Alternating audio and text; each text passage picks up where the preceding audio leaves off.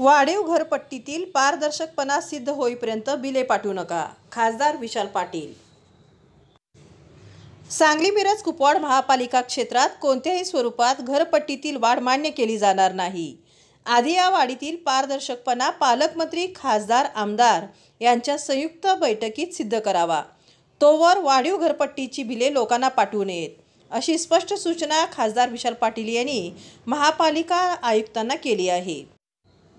महानगरपालिका क्षेत्रातील विविध प्रश्नावर आढावा घेण्यासाठी खासदार पाटील यांनी बैठक घेतली। त्यात वाढीव घरपट्टीचा विषय केंद्रस्थानी होता। महापालिका क्षेत्रातील नागरिकांना कोणत्याही स्वरूपात भुर्दंड लागता कामा नये। घरपट्टीच्या करात वाढ करताना तुम्ही लावलेल्या निकषांचे लोकांना आकलन झाले पाहिजे। अन्यायकारक घरपट्टीची बिले आली आहेत, अशा लोकांच्या तक्रारी आहेत, त्या तक्रारींचे योग्य पद्धतीने निरसन झाले पाहिजे। त्याआधी महापालिकेने घेतलेल्या घरपट्टी वाढीचा निर्णय पारदर्शक आहे का हे तपासावे लागेल। त्यासाठी प्रशासनाने लोकप्रतिनिधींसमोर त्याचा खुलासा करावा। तो योग्य वाटला तर पुढचा निर्णय घेता येईल। तोवर वाढीव स्वरूपातील बिले लोकांना देऊ नयेत।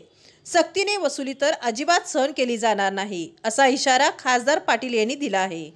आयुक्त शुभम गुप्ता यांनी त्यांची ही मागणी मान्य करत वाढीव बिले दिली जाणार नाहीत, अशी ग्वाही दिली। ज्यांना ऑनलाईन पद्धतीने ज्या नोंदी केल्या जात आहेत त्यात लोकांनी सहकार्य करावे।